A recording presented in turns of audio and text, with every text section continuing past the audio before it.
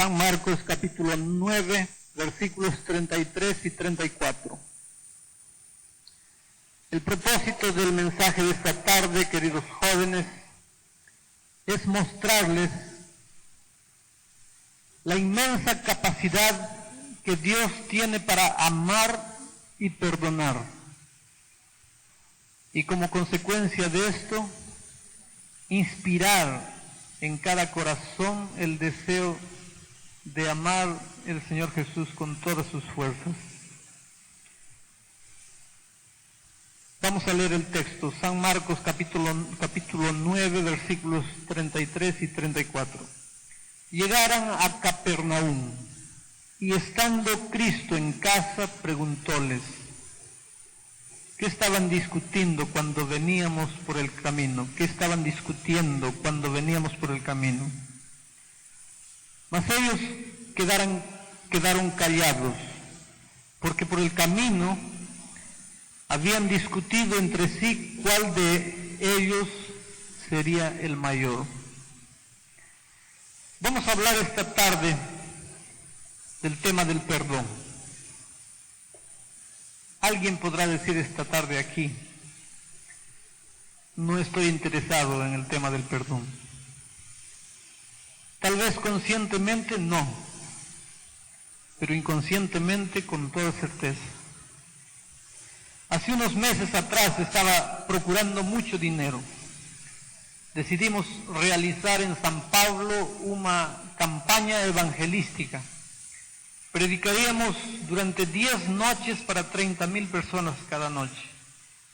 Y necesitábamos mucho dinero para eso.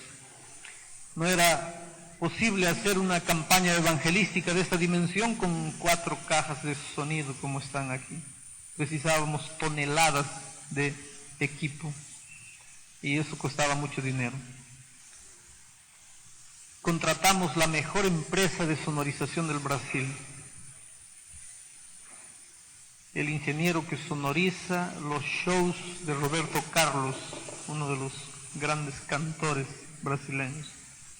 Es decir, decidimos hacer una campaña evangelística para sacudir San Pablo. Y precisábamos mucho dinero para eso. Y comencé a procurar ese dinero en diferentes lugares, con hermanos que tenían posibilidades.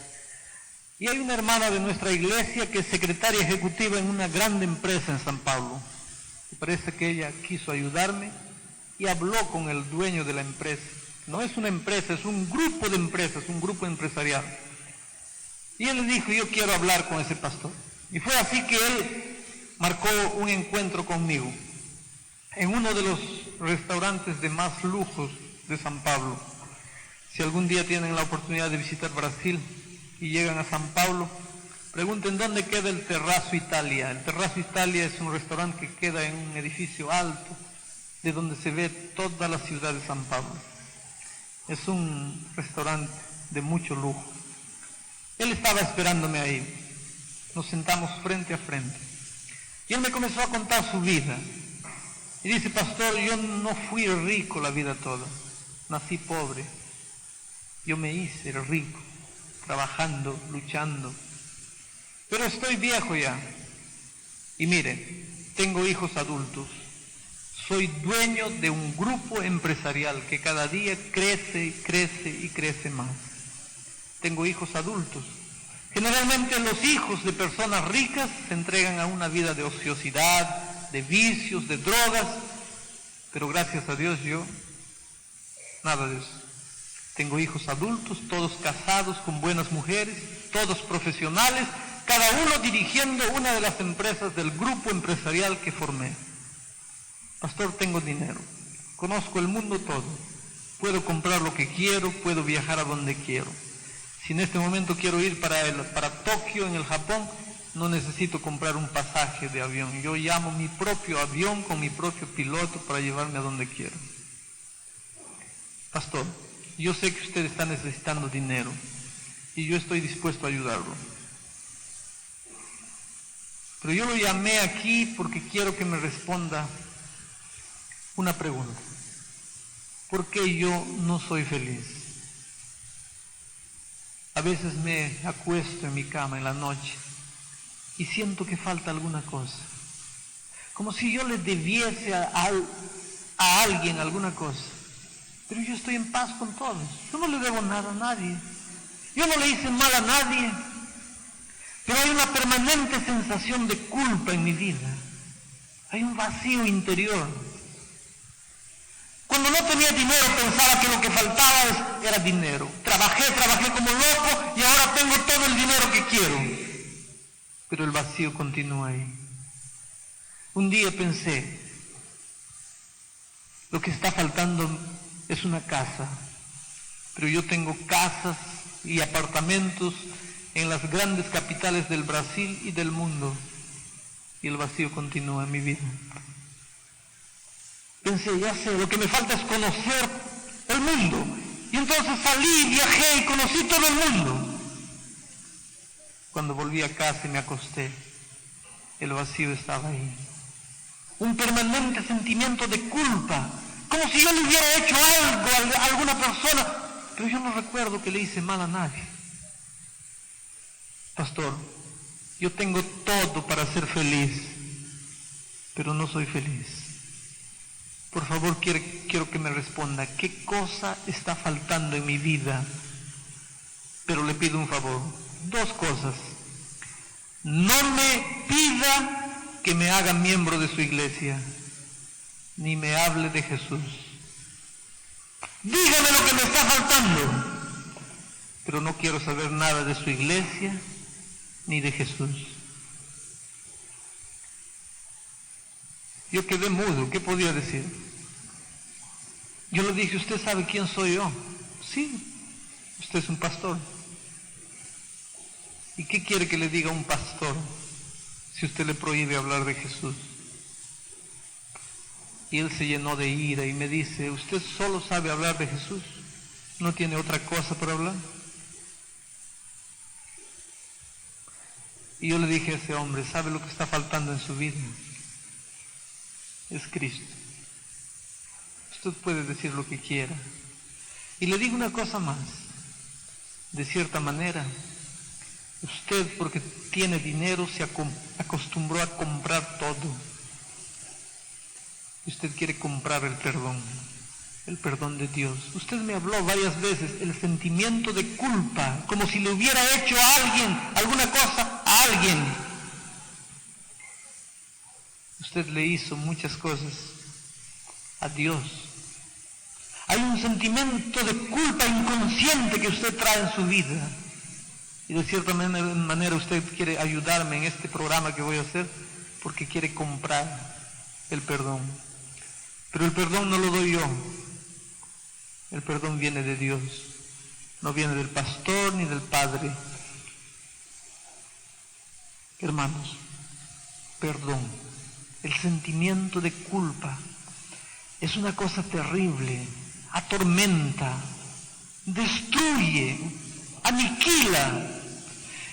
El mensaje de esta tarde va a responder algunas preguntas, como por ejemplo, ¿cuántas veces Dios perdona un pecado? ¿Cuántas veces Dios perdona el mismo pecado? ¿Dios se cansa alguna vez de perdonar? ¿Y qué decir sobre el pecado contra el Espíritu Santo? ¿En qué consiste? ¿Quiere decir que Dios se cansó de perdonar y no va a perdonar más? Vamos a hablar del perdón esta tarde. Porque estamos viviendo en medio de una humanidad conturbada, desesperada, atormentada. Los seres humanos dicen así, yo no necesito de perdón porque no existe pecado. ¿Ya les dijeron alguna vez así? No existe pecado. Pecado, moral. ¿Qué cosa es eso de moral? ¿Quién hace la moral para ti? ¿Tu pastor? ¿Tu iglesia? Esa universidad de donde estudias, son ellos que te hacen la moral. Moral no existe. Moral es un asunto de la cabeza de cada uno. ¿Ya oíste decir eso? Si tú no estás matando a nadie, si tú no estás robando a nadie, ¿qué cosa es pecado? Puedes hacer lo que quieras. Mientras no mates a nadie, está todo bien. Pecado. ¿Quién inventó el pecado? Pecado es es una palabra inventada por algunos expertos vivos para explorar a los pobres e ignorantes con miedo del castigo por el pecado. ¿Ya te dijeron alguna vez eso? La humanidad moderna no quiere saber nada de cosas espirituales. Racionaliza todo. Quiere llevarlo todo al laboratorio, al microscopio. Quiere sacar a Dios de su vida. Los ateos dicen, no existe Dios, pero el Dios de ellos es el hombre, porque piensan que el socialismo va a resolver los problemas de este mundo. Ellos no quieren ese Dios de allá, pero ellos se tornan el Dios. El hombre es el Dios de su propio destino. No son ateos, solo cambiaron de papel. La consecuencia es una humanidad loca, enloquecida, desesperada, vacía. Nunca como en nuestros días se hizo filas en los consultorios de los psicólogos, de los psicoanalistas, de los psiquiatras. Cuando era muchacho había una actriz famosa en Hollywood que un día subió a su departamento y no salió más. Y la buscaran, tocaran la puerta y forzaran la puerta y entraron y la encontraron en la bañera con los pulsos cortados, sangrando. Dicen que la mejor muerte, la muerte más bonita, es morir sangrando en agua tibia. No les aconsejo que ustedes experimenten nunca, pero dicen. Y ella estaba muerta ahí en la bañera con agua tibia, se cortó las venas, había muerto sangrando, se había suicidado. Y había un papel ahí al lado: yo no me suicidé, me asesinaron. Atrapen luego al asesino antes que acabe con la humanidad toda. El asesino es el recuerdo de la vida miserable que viví. Estamos viviendo en tiempos cuando la humanidad vive enloquecida por un sentimiento de culpa. ¿Pero qué dice Dios con relación al perdón? Veamos el texto que yo leí esta tarde. Llegaron a Capernaum y estando él en casa les preguntó, ¿qué estaban discutiendo cuando veníamos por el camino? Y ellos se quedaron callados porque por el camino habían discutido quién sería el mayor. Les voy a explicar un poco esta situación. Cristo y sus discípulos estaban yendo para Capernaum. Hace 3 años que vivían juntos. Este incidente ocurrió cerca de la muerte de Cristo. Ellos estaban yendo para Capernaum y en el camino Cristo se dio cuenta que los discípulos se quedaban para atrás. Entonces Cristo disminuyó los pasos. Pero cuando Cristo acortó los pasos, los discípulos también acortaban los pasos y quedaban más para atrás. Si tú fueras Cristo, ¿qué hubieras deducido? Y parece que los discípulos estaban conversando muy animadamente allá. Y Cristo pensó, ya sé, ellos no quieren que yo escuche lo que están conversando. Y cuando llegaron a Capernaum y entraron en la casa, Cristo los miró a todos, los reunió y les dijo, quiero que me digan una cosa. ¿Qué cosa ustedes estaban conversando cuando veníamos por el camino? ¿Por qué ustedes no querían que yo les escuche? Y la Biblia dice que ellos se quedaron calladitos. ¿Por qué? Porque por el camino habían discutido quién sería el mayor entre ellos. Queridos jóvenes, estos pobres discípulos eran víctimas del peor de los pecados, el pecado más asqueroso a los ojos de Dios, que no es el adulterio, ni el asesinato, ni el robo. El pecado más asqueroso a los ojos de Dios, el primer pecado del universo, aquel sentimiento que tomó posesión del corazón de Lucifer, aquel sentimiento que se opone al carácter de Dios, el orgullo. Ellos eran esclavos de su orgullo. Ellos no querían ser orgullosos, pero cuando se descuidaban un poco el sentimiento tomaba posesión de su corazón. Ellos luchaban contra ese sentimiento, mas no conseguían vencerlo. Y ahora miren, 3 años viviendo con Cristo y no habían conseguido vencer el pecado del orgullo. Y cada vez que iban a practicar este pecado, ellos se separaban propositadamente de Cristo. Y aquí viene una cosa que ustedes deben recordar la semana toda. Ya se dieron cuenta que es imposible pecar al lado de Cristo. Cada vez que tenemos que pecar, tenemos que separarnos de Él. Tenemos que parar de orar, parar de estudiar la Biblia, parar de conversar con Él. Al lado de Cristo es imposible pecar. Ellos querían pecar y entonces tuvieron que separarse. Déjenle que se vaya para allá, y se quedaron aquí. Y cuando Cristo caminaba despacio, ellos caminaban más despacio. No querían que los viese y practicaban su pecado escondido. Queridos jóvenes, estoy hablando de un pecado premeditado, un pecado consciente, un pecado pensado, planeado, frío, calculado. Los discípulos eran víctimas de un pecado frío, calculado, consciente, de un pecado repetido constantemente. Pero ellos no querían ser así. Cada vez que terminaban de pecar, ellos lloraban, les dolía que fuese así, no querían, mas el pecado estaba metido en su carne y no conseguían arrancarlo. Y ahora Cristo les dice, ¿qué estaban hablando? Y ellos se quedaron callados. Yo les pregunto, ¿los discípulos sabían que el pecado del orgullo era pecado o no? Si no sabían, ¿por qué se quedaron calladitos cuando Cristo les preguntó? Y si no sabían, ¿por qué se separaban de Cristo para practicarlo escondido? Ellos sabían. ¿Pero qué hizo Cristo con ellos? Los miró y les dijo, ustedes no valen nada. Estoy 3 años con ustedes y ustedes no aprendieron. Perdí la esperanza con ustedes. Váyanse de mi presencia, no los quiero más. Que me traigan otros 12 discípulos, voy a criar otra lideranza, porque con ustedes ya perdí la confianza. Acabó. Me cansé. Mi paciencia se acabó. Queridos jóvenes, olvídense todo lo que digo esta tarde, pero no se olviden de esto, por favor. Estaré predicando esta tarde para alguien que ya escuchó alguna vez en su vida decirle a él, me cansé contigo, no vales. Mi paciencia se acabó, me defraudaste, no confío más en ti. No tienes futuro. Si alguna vez escuchaste que alguien dijo eso para ti, no te desesperes.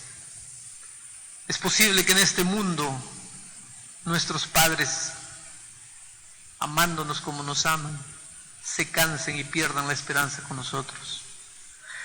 Es posible que un día nosotros nos miremos en el espejo y perdamos la esperanza con nosotros mismos. Es posible que tú en algún momento de tu vida piensas, estoy perdido, soy malo, no hay remedio para mí.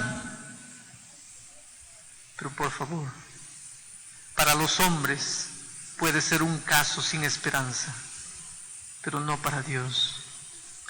No importa lo que seas en la vida, no importa cuán malo seas, no importa cuán bajo hayas caído, no importa cuán lejos te hayas ido, Cristo nunca perdió la esperanza en ti.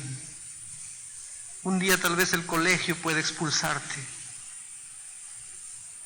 pero Dios todavía confía en ti. Un día tal vez los hombres piensan que no tienes más futuro, pero para Dios tienes un futuro glorioso. Miren lo que Cristo hizo con los discípulos. Hijos, yo no los desprecio, les voy a dar otra oportunidad. Dios siempre daba otra oportunidad. Yo les pregunto esta tarde, ¿cuántas veces Dios nos perdona los pecados? San Mateo capítulo 18, versículo 21 y 22. ¿Cuántas veces Dios nos perdona un pecado? San Mateo 18, 21 y 22. Entonces Pedro, aproximándose de él, le preguntó, Señor, ¿hasta cuántas veces pecará mi hermano contra mí y tendré que perdonarle? ¿Hasta 7 veces? Respondióle Jesús, no te digo 7, sino 70 veces 7. Tenemos que conocer un poquito de la historia para entender algunos versículos. Los judíos tenían la costumbre de perdonar 3 veces. Un judío moral, él perdonaba 3 veces. Y cuando un judío perdonaba 3 veces, él se sentía orgulloso de haber perdonado 3 veces. 3 veces era una cantidad maravillosa de perdón para un judío. Y miren cómo Pedro era inteligente, vivo. Él le hizo una pregunta a Cristo, pero en realidad él mismo la respondió y pensó que le estaba respondiendo correcta. Porque Pedro dedució así: el judío moralmente perfecto perdona 3 veces. Yo le voy a doblar la cantidad, 6 veces. Por si acaso le voy a aumentar uno más, 7 veces. 7 es el número perfecto. Bíblicamente es un número que expresa perfección, plenitud, completo. Entonces Pedro fue a Cristo y le dice: ¿cuántas veces perdonaré a mi hermano? 7 veces.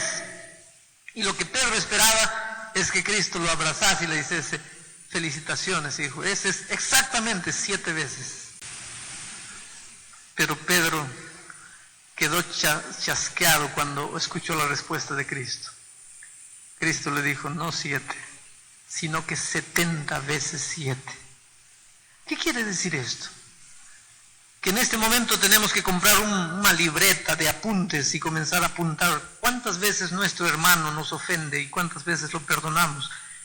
400 o 399, 400 veces, nunca más. Es así. 7, escuchen, 7 simboliza perfección, amplitud, completo.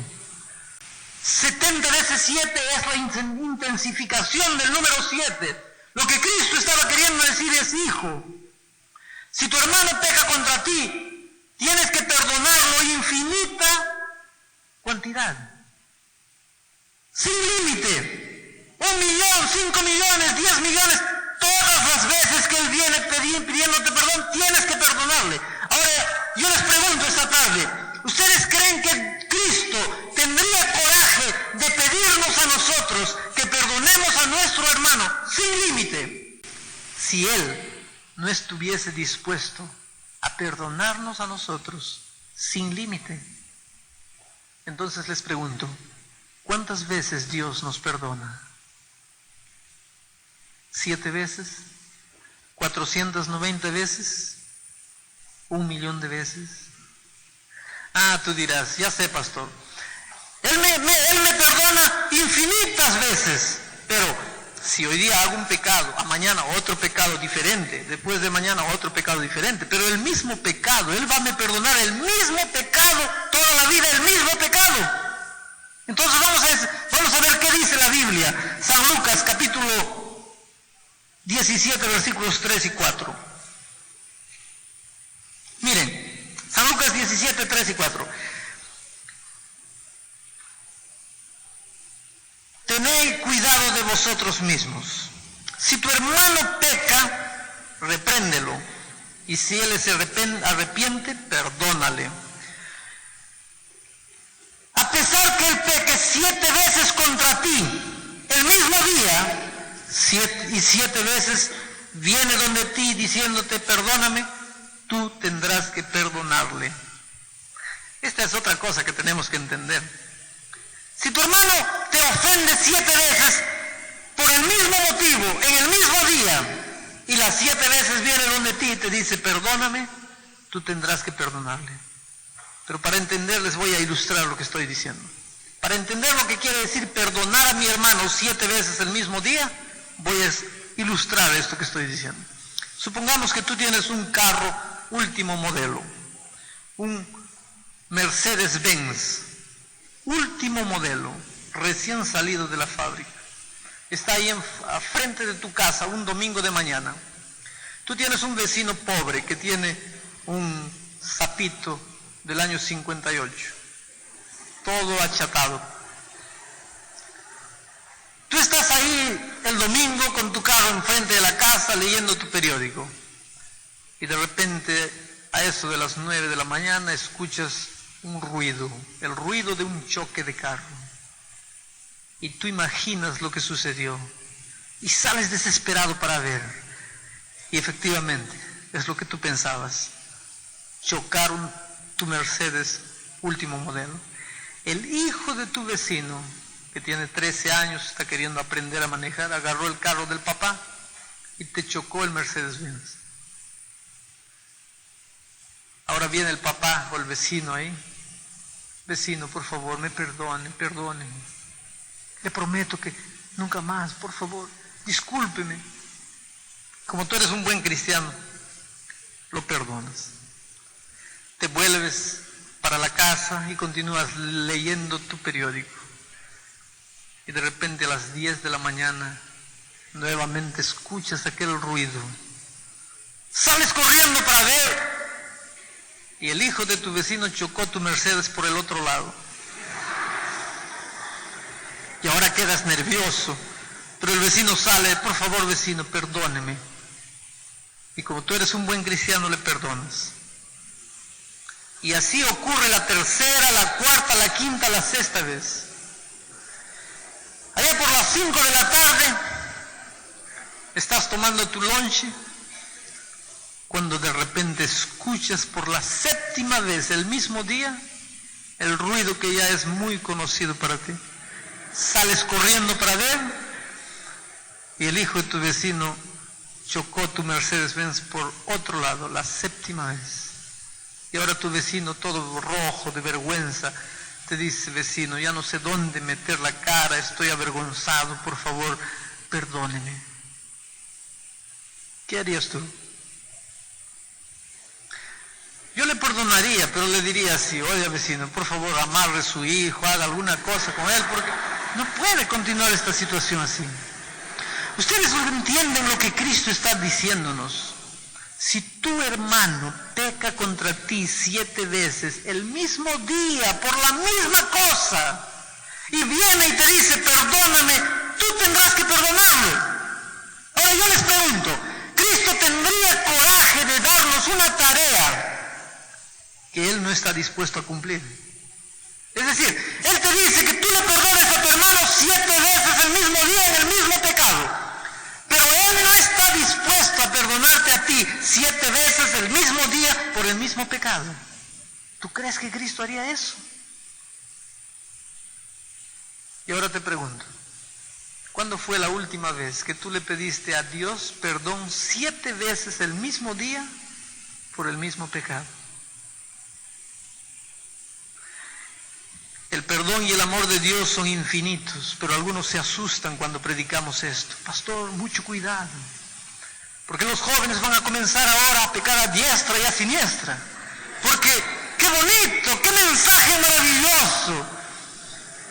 Dios me perdona todo, puedo hacer todo y Dios me perdona. ¡Qué maravilla! Ese es el evangelio del amor. ¡Qué bonito! Puedo pecar y no tiene nada de malo. ¿Y qué del pecado contra el Espíritu Santo? ¿Qué cosa es el pecado contra el Espíritu Santo? Yo fui un muchacho que nació y creció en la iglesia y viví desesperado durante años. Cuando predicaban del pecado contra el Espíritu Santo, entonces parecía que la vida acababa para mí. Porque todos mis pecados eran conscientes. Yo rara vez me acuerdo de un pecado así, no sabía lo que estaba haciendo y de repente pequé. No, todos mis pecados eran bien planilladitos. ¿Cómo son los tuyos? ¿Ah? ¿Cómo son tus pecados? Y me decían que Dios no perdona los pecados conscientes, ¿no? Hasta que un día encontré que los discípulos vivieron 3 años con Cristo. Y muchas veces planearan sus pecados. Y Dios no los mandó para afuera. Dios no perdió la esperanza con ellos. Dios los amó, les dio una nueva oportunidad. No se cansaba de confiar en el ser humano. Pastor, ¿qué me dice del pecado contra el Espíritu Santo? San Mateo capítulo 12, versículo 31. Ahí está escrito ese asunto del pecado contra el Espíritu Santo. 12:31. Por tanto vos digo, todo pecado y blasfemia le será perdonado a los hombres, menos el pecado contra el Espíritu Santo. Ya oí predicar muchas veces en mi vida, muchos sermones de la segunda parte de este versículo, menos el pecado contra el Espíritu Santo, pero nunca oí un sermón de la primera parte. Todo pecado y blasfemia será perdonado a los hombres. Ustedes pueden decirme lo que quiere decir la palabra todo. Si hay un profesor de castellano aquí, podría decirme qué quiere decir todo. Hay una otra palabra en castellano para explicar mejor el sentido de amplitud que la palabra todo. ¿Qué cosa es todo? Todo es todo. ¿Cuál es tu pecado? Está incluido en el todo. Pero pastor, usted dice, porque no sabe qué cosa estoy haciendo yo. Usted no sabe que yo estoy prisionero de un vicio que no consigo arrancar de mi vida. Usted no sabe lo que estoy haciendo cuando nadie me ve. Yo no sé. Porque yo sé que Dios dice, todo pecado le será perdonado al ser humano. Todo. Pecado consciente, inconsciente. Pecado estudiado, no estudiado. Todo pecado le será perdonado al ser humano. El mismo pecado hoy, mañana el mismo pecado, después el mismo pecado. Todo pecado le será perdonado. Menos el pecado contra el Espíritu Santo. Pero pastor, ¿qué cosa es el pecado contra el Espíritu Santo? El pecado contra el Espíritu Santo es el pecado por el cual tú no le quieres pedir perdón a Dios. Pero yo te pregunto, ¿tú sientes necesidad de pedirle perdón a Dios? Entonces no te preocupes. Porque mientras tu labio se abra para decir, Dios mío, perdóname, todo pecado le será perdonado al ser humano. Únicamente cuando el hombre diga, no quiero más perdón, cometió el pecado contra el Espíritu Santo. ¿Por qué? ¿Porque Dios se cansó de perdonar? No. El hombre es que se cansó de pedir perdón y llega un punto en que dice, no quiero más perdón, no quiero. Pero mientras tú no le digas a Cristo, llévate tu perdón, quiero perderme, no quiero nada, todo pecado le será perdonado al ser humano. ¿No es maravilloso esto? ¿Cuántos seres humanos viven prisioneros de un sentimiento de culpa? Un día prediqué este sermón y al final en la puerta una señora me abrazó llorando y me dice, pastor, durante 18 años cargué el peso de culpa en mi vida y pensé que estaba perdida para siempre. Cuando tenía 14 años quedé embarazada y hice un aborto. Mi papá no supo, la iglesia no supo, nadie supo, solo yo. Después me casé y mi esposo no sabe, nadie sabe, solo yo y Dios. 18 años, pastor, viviendo el infierno de una vida sin perdón. Porque yo pensé, Dios puede perdonarme cualquier cosa, pero haber tirado una vida, haber acabado con una vida, Dios nunca va a perdonarme eso. Qué alegría para una señora escuchar que Dios le dice, todo pecado le será perdonado al ser humano. Todo. No importa lo que haya en tu vida. Dios esta mañana te dice, todo pecado será perdonado. El pecado acaba, arruina, el sentimiento de culpa destroza la vida. Una vez en Governador Valladares, una ciudad del interior de Minas Gerais, en Brasil,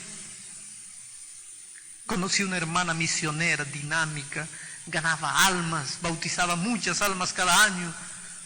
La visité, almorcé en la casa de ella, fue un lindo encuentro. 4 años después volví a la misma ciudad. Y cuando terminé el sermón, los hermanos me dijeron, tiene que visitar a nuestra hermana. ¿Qué pasa con ella? Está paralítica del cuello para abajo, no puede mover los pies, los brazos. El esposo vendió mitad de la hacienda, llevó ella para Estados Unidos, para los mayores especialistas, pero nadie descubre nada. Físicamente está bien, pero del cuello para abajo está paralizada y ningún médico descubre qué tiene ella. Y fui a visitar a esta hermana. Y conversando me di cuenta de lo que estaba pasando con ella y pedí para todos salir y que me dejen solo con ella. Y yo agarré su mano, muerta, parecía la mano de un cadáver, entre mis manos. Y yo le dije, hermana, Dios la ama mucho. Usted es muy importante para Dios, no puede olvidarse de eso. Y ella comenzó a llorar a gritos.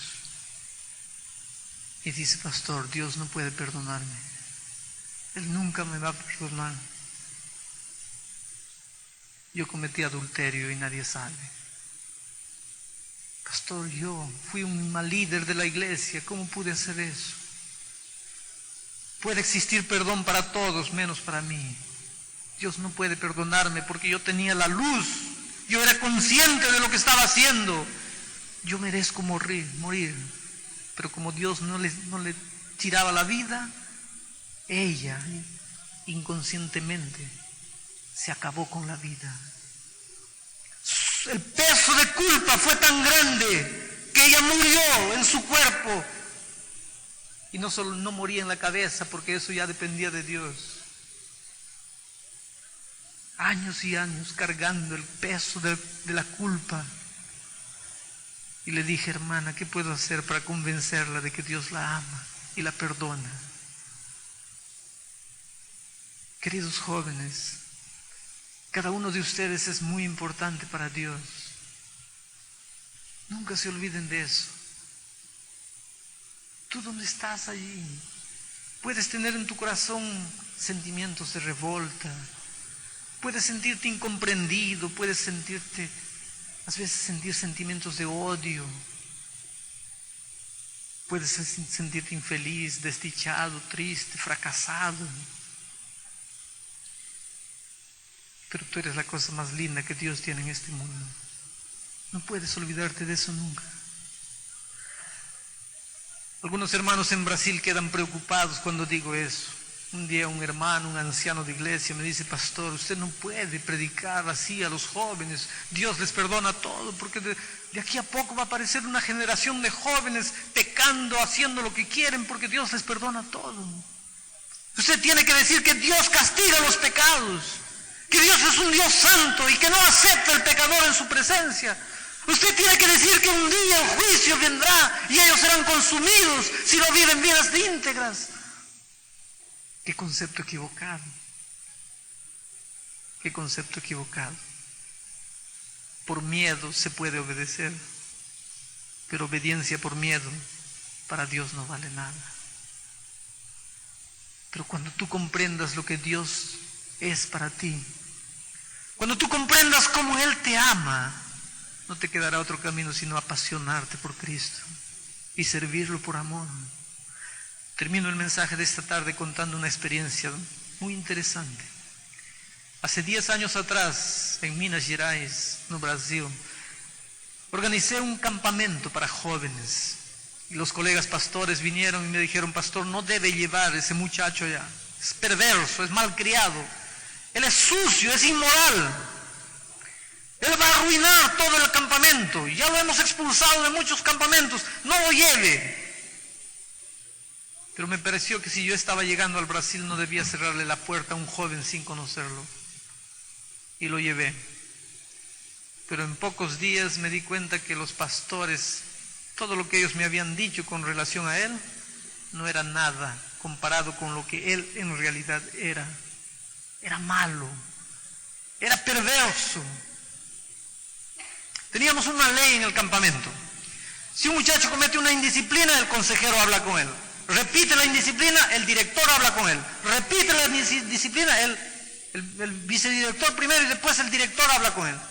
Y si él comete la misma indisciplina la cuarta vez, me lo traen a mí.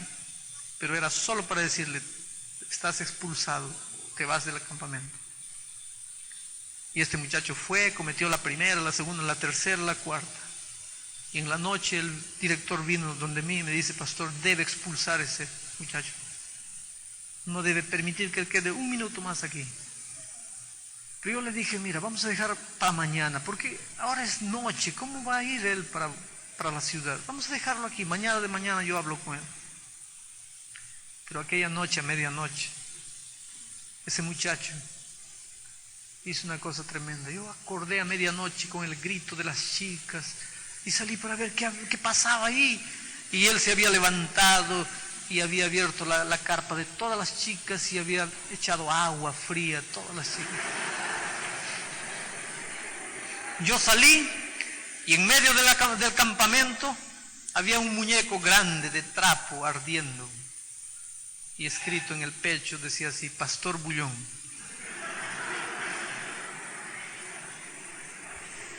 Y yo también soy un ser humano y también a veces entran en mi corazón sentimientos que no deben. Y yo pensé, no, ahora sí, no queda ni un segundo más aquí. Se va ahorita. Y lo busqué en la carpa. Y cuando entré en la carpa de él estaba parado ahí, sus maletas aquí. Y me dice, no diga una palabra, ya me estoy yendo. Y en ese momento Dios me ayudó, porque Él cambió mis sentimientos y lo que yo estaba pensando hacer. Y yo le dije, pero ¿quién te dijo que te vas? ¿Cómo quién me dijo? La ley del campamento dice así, que si, cuando usted habla solo para expulsar. Bueno, la ley puede decir eso, pero yo no vine para expulsarte. ¿Y entonces para qué vino?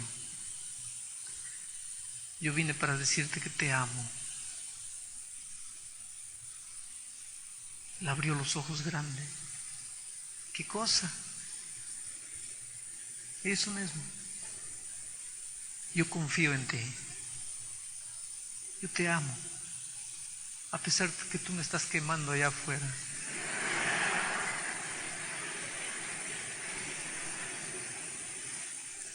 Y los ojos de ese muchacho se llenaron de lágrimas. Y me dice, pastor, no me diga que me ama. Yo no creo. Nadie me ama en esta vida. Mis padres no me aman. Nadie me ama. Yo soy así porque nadie me ama. Y yo le dije, oye, yo te voy a probar que confío en ti y que estoy siendo sincero en lo que te digo. Te vas a quedar en el campamento. Y te nombro en este momento el jefe de disciplina de este campamento. Aquel campamento fue maravilloso porque él no dio más problemas. Pero acabó el campamento y volvimos a la ciudad. Después de un tiempo él desapareció, nunca más lo vi. Pasaron 10 años, casi 10 años. El año pasado estaba en el Encino, en San Pablo, saliendo de una junta. Me dirigí al comedor cuando un muchacho me alcanzó y me dice, pastor, ¿se acuerda de mí? Yo lo miré y dije, oye, yo debo haberte visto en alguna parte, pero no me acuerdo. Conozco tantos jóvenes. Y los ojos de él nuevamente se llenaron de lágrimas. Y me dice, pastor, usted tiene que acordarse de mí. Y entonces yo percibí que alguna cosa había acontecido con él. Seguramente yo signifiqué en la vida de él alguna cosa. Porque yo sentí que le dejaba triste el hecho de yo no recordarlo. Y le dije, oye, perdóname, pero no me acuerdo de ti. Dame una indicación. ¿Cuándo fue? Y él me dice, pastor, hace muchos años, en Minas Gerais, en un campamento. A medianoche, ¿se acuerda? Se acuerda del muñeco ardiendo. Era increíble. Eres tú. Claro que me acuerdo, yo nunca me olvidé de ti. ¿Y qué estás haciendo aquí en el colegio? Pastor, este año me gradúo en teología. Y hoy día él es misionero en Minas Gerais, en Brasil. Y yo les pregunto, ¿qué hubiera sido de ese muchacho si esa noche yo lo expulsaba? ¿Qué hubiera sido de él? Pero cuando él entendió que alguien lo amaba y confiaba en él, era todo el estímulo que estaba precisando en la vida para levantarse e ir para frente. Queridos jóvenes, Dios esta tarde mira para cada uno de ustedes con amor y dice, hijito, tú eres la cosa más linda. A veces tú das una de durón, a veces tú das una de muy hombre. Y es posible que este momento no esté saliendo una lágrima de tu ojo, pero que hay una lágrima cayendo para adentro.